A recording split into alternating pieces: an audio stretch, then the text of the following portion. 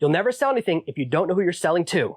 Find out how to design a customer avatar on today's episode. Today's episode is brought to you by Design Pickle. Every custom drawing on my website came from the most affordable designers in the world at servemaster.com/pickle. Are you tired of dealing with your boss? Do you feel underpaid and underappreciated? If you want to make it online, fire your boss and start living your retirement dreams now, then you've come to the right place. Welcome to Serve No Master Podcast, where you'll learn how to open new revenue streams and make money while you sleep. Presented live from a tropical island in the South Pacific by best-selling author Jonathan Green. Now, here's your host. There's a good chance you've heard someone say this before. Today's lesson is a great example of me being a commodity. Lots of people talk about customer avatars, but most of us never do it. We're in the middle of reworking our customer avatar because my customer avatar is about 3 years old. It may turn out during this process my customer avatar is exactly the same, but it's very possible that it's something totally different, that my audience has changed, my audience has grown, the places that people find me are different. As I talked about last week, I built a recession-proof business, which means I have about 12 different places where people find me. So I can no longer say, oh, if someone found me, they've read one of my books. That's no longer true. So we're modifying and we're growing to, and designing an avatar starts with number one, who are you speaking to? We want to really figure out who our message is for. A common mistake, this is one of the biggest mistakes a new business makes, is going, it's for everyone. When you're for everyone, no one wants it. We have this fear, and this is kind of a cultural thing, and it comes from our current passion with diversity, that thinking diversity is always good, to saying, oh, I need everyone to feel welcome, but the problem is when everyone feels welcome, nobody feels special. And you're not actually excluding people. I can tell you for a fact that I have seen products where I'm specifically excluded to go, you know what, I might buy this. I recently saw an exercise program that was specifically for women, but I liked it. And I said, you know what, this might be a really good fit for me. So don't think that just because you're not specifically speaking to an individual, they're going to run away. Sometimes they will. You'll notice that I often exclude people under the age of 35. I very rarely create things or market to people that are younger than me. I have a few small tentacles in my business in that direction, but the majority of my audience is 40 or plus. It makes sense. I talk like a dad. I'm telling dad jokes. I'm living dad life. When I was 20, what I'm talking about now wouldn't have appealed to me. The messaging is different. If you don't know who you're speaking to, it's very hard. People use different language. People have different paradigms. People use different metaphors. People think about money in different ways. People use different words. And so speaking to someone who's 20 and speaking to someone who's 40, you're going to use different language.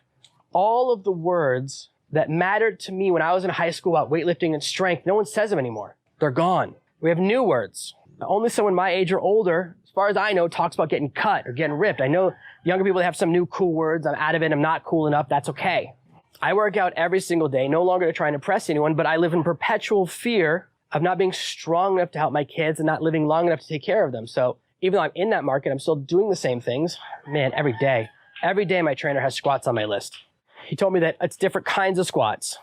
These are sumo squats. These are Chang squats. These are counterbalance squats. These are one-arm squat thrusters. I'm like, you put another name at the end of it. It doesn't make it not a squat, but I guess you got to do squats if you want to live forever. That's what my trainer says. So you have to know who you're speaking to. Otherwise, you'll say things that aren't relevant or that make people feel not special. Specialists are so important. So an example of this is my son, my oldest son, when he was 18 months old, needed to have surgery. Do you think we went to a general surgeon? No, we went to someone who specializes in pediatric surgery, someone who's done this surgery thousands of times, because that's what you want. If you have a heart attack, you want to go to a heart specialist. If you're going through a divorce, you don't go to a real estate lawyer. We pay specialists more. We respond to specialist messages more. And this is what you need to understand. You are competing with specialists. If you send a general message, right? It's like a widespread message. You're firing a shotgun into the market. If someone else is shooting sniper fire at your ideal customer, they're going to get them kills. They're going to get them sales. They're going to get that message through. They're going to get heard, and you're going to get forgotten. So you absolutely need to know who you're speaking to, because it will refine your message. It will increase how much people listen to it, and it will develop a sense of rapport. Everything I do is built around this core idea. I talked about branding my website a few episodes ago. My website is something people in their 20s do not like. The feedback I get from people under the age of 30 is, my website is not cool. I recently was running a test into a new market, and we used some of the designs from my website where we were trying to appeal to people under the age of 30, and the message was not right. We redesigned some of the graphics, but not all of the graphics, and I know that that's what went wrong, and that's okay. It doesn't hurt my feelings, okay? I understand that different markets need to see and hear different language and see different messaging, and that's okay. So we're going to rerun that test with modified graphics, with modified language to match that market, because we know it's a different avatar. So we learned our lesson. I haven't been in this market for about 8 years, so I'm jumping back in. And so the first one I knew would be a test. Totally fine. These things happen. It's the only way to learn. When you're designing who you're speaking to, we're going to go through a process. And the first thing you want to determine is what are the goals and values of your avatar. Goals are what do they want to achieve? It can be as simple, they want to lose 20 pounds. They want to fit into their wedding dress. They want to go to their high school reunion and not be called the fat kid anymore. Or they want to go to their high school reunion. They don't want anyone to say what happened to you. Or it could be, like me, they want to be able to play with their kids. They want to live longer. If you wrote an entire sales letter that I saw, it was all about looking good for your high school reunion, it wouldn't resonate with me the same way, hey, you need to connect with your kids. You need to be strong enough to play with your kids. You need to be strong and have healthy habits. Your kids will develop healthy habits. One of those resonates with me and one of them doesn't, but other people, the other message resonates. That's why you need to know who our avatar is. And so goals are what they want to achieve and values are things they believe or that they hold to. Like a value might be they would never take a supplement. I know we're mostly doing a fitness example today. I hope you can forgive me. This applies to any different market. Maybe they might have a value that says they would never do paid advertising. Or I have a friend who would never do a video course. Even with slides, he goes, I don't want anyone to hear my voice. So be it. What can you do? It is what it is. So that can be a value. A value is something that it affects who they are and affects their decision making. A value can be, I would never spend more than $100 on a training course. I have a friend who believes that anything under $5,000 probably isn't any good. I don't have that belief. That's the opposite. But when he told me that, I was like, wow, I learned something. I didn't know people like that existed, but it's true. There are people who walk into a store and go, well, show me your most expensive. People that are wealthy and ultra wealthy shop very differently. They have a different mindset. I don't want to work my way up from your cheapest to most expensive watch. Let's start with the one that's nuclear powered and then work our way down. So knowing these things and writing these things down, and you can determine them. I talked previous episodes about the book by Ryan Levesque, Ask. We'll put a link in the show notes and below this video. It's a great book that walks you through this process, how you can find out what your market wants and how you can run through this process. But we want to know the questions. We want to know what we're trying to develop and we're trying to build, and this is how we can get there. So we want to know their goals and values. And second, we want to learn, where do they learn? Where do they absorb information? What is their source for the things they believe and the goals that they have? And this could be the books they read, the magazines they read, the blogs they read, the podcasts they listen to. Who are their heroes? Someone's hero, the person they want to be most like. Who do they want to learn from? Who's the person that they want to gain that knowledge from? Where are they learning from? People message me all the time with really strange messages about someone else they follow. Sometimes I'll get a message from someone that says, oh, I follow this person. I didn't like their product. I want to refund it. How do I do that? I'm like, why are you telling me that? It's someone, they go, oh, you interviewed this person in a podcast 3 years ago. And I said, yeah, but I don't have access to their bank account. It's just someone that I met once. Some of the people that I interview, I don't know that well. Some of the interviews that I have are real gets for me. My interview with Jordan Harbinger, he has a massive podcast. I would never be invited on his podcast. I talked to him about it because we've been friends for 10 years. He goes, oh, all you got to do is be an admiral. Admiral and up is what he looks for. That's the level. Admiral, movie star, millionaire author. I said, okay, maybe someday I'll get there. But he appeared on my show. That's a big get. Knowing who someone's heroes are, who they're listening to, will help you understand the way they think and the way they speak. And this can apply in any market. If someone's hero is Mr. Universe, it's very different than if their hero is the kind of guys on the cover of a Men's Health magazine. Men's Health is a different body type. Both the people are in great shape. One is very strong with massive, big-looking muscles, and one of them is there's a little bit more leanness to it. And they're two different body types. Both are in excellent health. Or maybe the gurus you follow, you're a really big fan of like Magnus Magnuson and World's Strongest Man. I used to watch World's Strongest Man all the time when I was younger. I don't watch it as much anymore. But it's really fascinating watching some guy like rip a coin in half or throw a keg over a wall. And if that's who you're interested in, there's only one skill that matters to you, and that's pure strength. People that follow World's Strongest Man and go to strength gyms, and I used to train at a strength gym, they don't care how they look. Doesn't matter. They only care what they can do. Can I pull a Zeppelin with my teeth? Is a yes or no question. And you can't do that and focus on building your six-pack. It's different. What types of events do they go to? Where do they meet other people? What type of conferences are they going to? This will tell you what type of messaging they're listening to. I'm very, very particular about the type of conferences I go to. I get invited to conferences all the time, usually as an attendee. I don't speak anymore because it's too much of a put out. I live too far away. And oftentimes the speakers are from all these companies that I have no interest in. I'm only interested in hearing from a number one. I'm not interested in hearing from someone who's head of marketing at a multi-billion-dollar company, because what they have to say is irrelevant to me because they're not like me. I'm a leader. My company might be small. I actually was filling out a form yesterday, and I found out that I'm considered to be a medium-sized business now. Small businesses under 10 employees. Now that I have 11, they go, oh, you're a medium-sized business. And I said, yay, I'm a winner. It's a revelation for me. I never thought of it that way. I still think I'm a small business. When I think of a medium-sized business, I think of 500 people, right? But This one particular chart was like that. And I said, okay, that's interesting. But the events I go to, because I only want to be at events where other entrepreneurs, I'll talk to an entrepreneur with no employees far longer than I would talk to someone who's vice president of a multi-billion-dollar company, because we're not in the same world. We're not speaking the same language. We don't have the same goals. So those conferences, if you know what I'm going to, then you know a lot about me. You know how to speak to me. And you also want to have an area for other. Maybe they have other sources of information. Maybe there's someone who, for example, everything they know about dating, they learn from a couple of specific movies, right?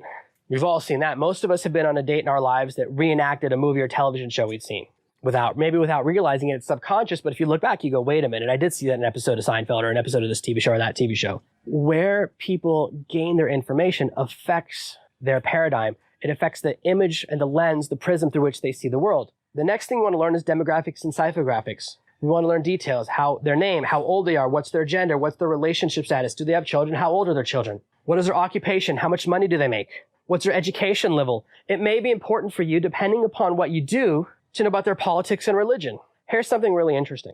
At least it's interesting to me. I know a lot of people in the survival space. I love the survival space. My favorite space to talk about, because I like writing emails about zombie attacks and apocalypses and all sorts of things. Of course, the market right now is exploding because everyone thinks it's time to hide. So everyone's really in a survival mode. Survivalism is a super hot niche right now, but I've always found it fascinating because I like to read science fiction books, and I get to write science fiction when I'm writing those types of sales letters and those types of emails. It's very fun for me, and that's why you'll see in some of my examples I talk about it, and it can be very important. So every time there's a lot of people in the early 2000s and in the teens built really big survival companies that were all about the Democrats are destroying America. Sorry to say anything political.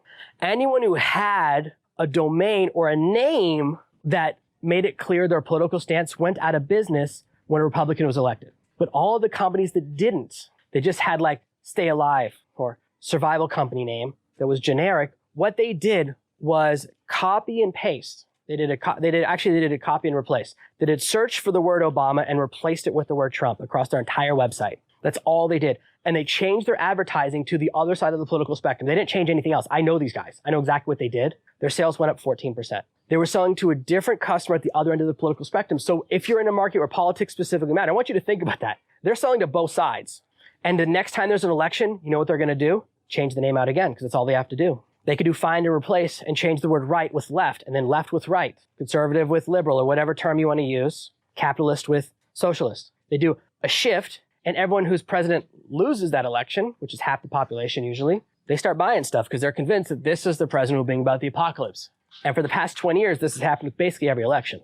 So you may be in a situation where the religion and politics of your audience matters. For me, it doesn't matter. I don't care. I could care less about your politics. I really don't, because I care about you. All I want is for people to listen to this podcast and go through my courses to succeed. That's it. That's the only thing I focus on. That's why I don't talk about religion or politics. It's irrelevant. Every once in a while, someone makes a guess and sends me a pretty extreme email. I've gotten emails from both sides of the political divide, convinced that I'm on the other side, and said, I'm not following you more because you said this. And I go, okay, well, just because I talk about something doesn't mean it's what a core belief. I was giving you guys an example of why you might need to know the politics of your audiences, and most niches you won't. Next, we want to know the barriers and pain points. A pain point is what is their suffering. It can be, in Donnie Darko, they talk about moving away from pain and towards love, or maybe it's fear towards love. So either moving away from something that hurts or towards something you need. Are they trying to cure their diabetes, right? Moving away from a problem, or they want to have a beach body. Same person on the same journey can have two different motivations. So the barrier could be, the pain point can be anything. A pain point could be, I don't have enough money to eat this month, or I don't know how I'm going to pay the rent this month. That's a really big pain point. That's a legitimate pain point. Pain point can be, I don't know how to read.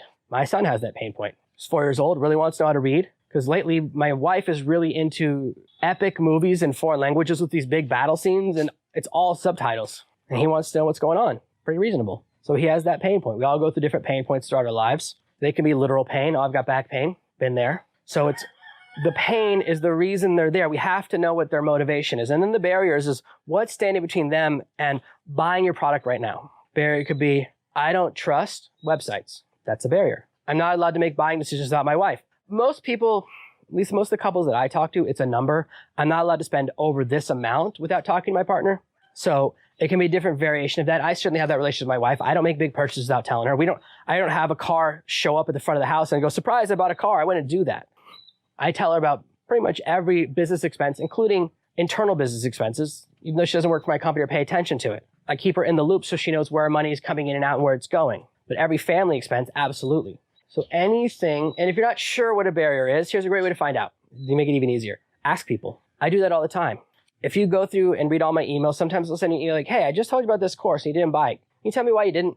What was missing? What did I do wrong? What were you looking for that wasn't there? And the answers are very illuminating. Sometimes they'll just go straight up, can't afford it right now. Sometimes people say, Jonathan, I bought a bunch of your courses. Sometimes people say, I don't understand why I would need this thing. I don't have that problem. I have this problem. I read all of those emails. They're really helpful to me because I want to know if my audience has changed and I'm sending the wrong message. Because if you're focused on the pain point your audience doesn't have, here's an example. When I first started building Serve No Master, a significant portion of my audience was women who'd had their first child, didn't want to go back to work. They respond to very different language to a military officer who just put in their 20 years, is entering the civilian world and not sure what to do with themselves, but they've been a leader for so long, they don't know how to be a follower. And they don't want to be a private contractor or a mercenary or a security guard or a bodyguard. They both might need the same course, but they need different language. They have different needs. They're a different type of person. If we don't know who we're talking to, we don't know those differences, we can send out the wrong language. And finally, we want to know the direct objections to buying. So barriers are things that are holding them back from achieving that success, okay? The reason they haven't been able to take that action, okay,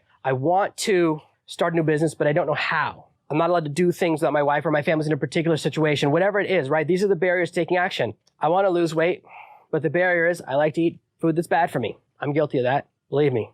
I don't talk about it very much, but I'm on a really strict diet and it's hard for me to stay on it. I slip a little bit here and there, so that's a barrier. You may think that I'm bragging because they talk about having a personal trainer. I have a local trainer from my local area because I need one because the nearest doctor who's qualified or any good is 2 boats away. And right now we're not even allowed to go. We're not allowed to travel to there. I'd have to go through 2 sets of quarantines, 28 days to get to my doctor. And even then it'd be very hard to get to them because they're all busy with other stuff. So I have to take control of my personal health because of my decision to live in the middle of nowhere. There's pluses and minuses to everywhere. So a barrier can be they don't have access to something that we know how to, we lack knowledge or that we don't have the resources. All of those could be barriers. And finally, we have objections to buying, which are more crystal clear. Objection to buying can be as simple as, I don't think I have that problem. I don't think your program will work for me. I'm not tech savvy. I'm not really good at websites. I don't want to wait 2 weeks for DVDs to come in the mail. I get emails about that. Sometimes I actually don't know how to do that. I mean, I understand how you can set up with a system, but I've never done that where I've converted my courses into a DVD that you can get in the mail. But every once in a while I get someone who goes, oh, I wanted to buy your course, but I don't wait 2 weeks for DVDs to come out. I'm like, it's instant delivery. It's a membership site, dude. That's why I say it in every sales page to make it clear. Because the last thing I want is for someone to go, I never got the DVDs, refund or chargeback. You didn't send me what I bought. I don't like disappointing people, so I try to be really clear up front with what they're getting. Once you know people's objections, you can answer them. If you listen to some of my lessons about writing sales letters or landing pages, some of the other episodes, I call them lessons because I'm giving you guys good teaching here. We can create bonuses that answer that specific objection. Some of my courses, I might say, oh, here's how you can succeed using this program without having to spend a bunch of time. Here's a shortcut. And that's a bonus because people go, I don't have a lot of time. They say, oh, I need to hire someone to help me on this program, but I don't have time to do that. I have a limited budget. Here's how to hire someone quickly on the cheap. That could be a bonus. A bonus for a fitness program, I mentioned this recently, is I love the weight loss program. I love that you give me all these recipes, but I struggle with going to the grocery store. If you go and try and create a shopping list, it's hard. I don't want to do that. So if you go, oh, we have a pre-written shopping list for you. We have exactly what you need to buy every Monday so that you have food for the next 7 days. Your recipes are in order because we also provide a bonus of a meal plan. So you're answering that objection. Or you can just answer the objection in your language by saying, this is delivered instantly. They don't have that objection. People don't buy it because it's not DVDs. So that information allows you, by knowing your avatar, you can communicate with a laser on your correct audience. You can have better messaging, better relationships. You'll get more replies to your email. And most importantly of all, you'll make more sales. Thank you for listening to this week's episode of Serve No Master. Make sure you subscribe so you never miss another episode. And we'll be back next Tuesday with more tips and tactics on how to escape that rat race. Head over to servenomaster.com/podcasts now for your chance to win a free copy of Jonathan's bestseller, Serve No Master. All you have to do is leave a 5-star review of this podcast. See you Tuesday. Learn how to build a mailing list faster than you ever thought possible. Grab my free guide at servenomaster.com/turbo before it disappears.